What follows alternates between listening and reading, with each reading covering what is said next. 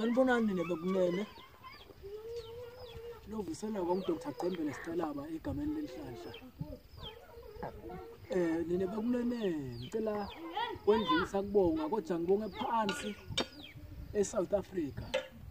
Ngibonge inkosi yetinyanga nine bekunene. Ukuqala ngikusho lokho ngingiqembele Sitalaba ngifulathela zimbheke basale bakhafule bazonda banamita ntona libhubeza laphoza lamanye ngabhosi isihlahla semidlebe lesingahlala enyawo mhlanga sihlala enyawo sobhamka amehlo enyawo iAK47 bamba sisebesha sidumula busika nenhlobo bamashindisi aseAmerica ejengoba behamba nzawo hlonke igama lenhlanhla lengicela ngibonga Dr.